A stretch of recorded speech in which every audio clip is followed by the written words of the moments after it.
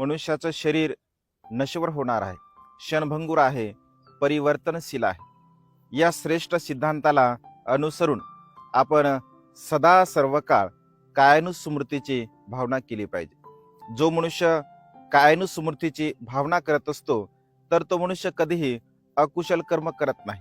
कारण त्या मनुष्याला माहीत असते की मी मरणधर्मी आहे, माझं शरीर क्षणभंगूर आहे, परिवर्तनशील आहे, बदलणार आहे.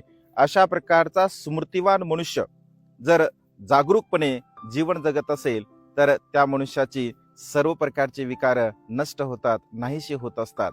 आणि त्यामुळे आपण सुद्धा सातत्याने कायानुस्मृतीची भावना केली पाहिजे. कारण माझं शरीर हे नश्वर आहे, क्षणभंगूर आहे, परिवर्तनशील आहे. मनुष्य मृत्यूला कधी केव्हा प्राप्त होईल हे सांगता येत नाही.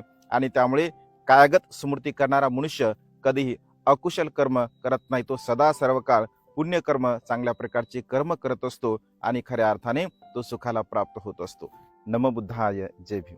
उत्पत्ती आणि विनाश या दोन गोष्टीचं ज्ञान मनुष्याला असलं पाहिजे. जेव्हा जेव्हा एखादी वस्तू, एखादं झाड जेव्हा उत्पन्न होत असते तर ते हळूहळू हळूहळू हिरवगार होते, मनाला आल्हाददायक करत असते.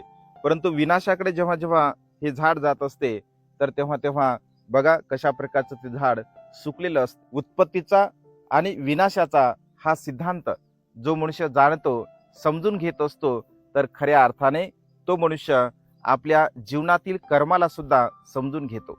जो मनुष्य जाणतो की उत्पत्ती आणि विनाश हा निसर्गाचा नियम आहे तर सातत्याने आपण सुद्धा कुशल कर्म करावे, पुण्यकर्म करावे, चांगले कर्म करावे.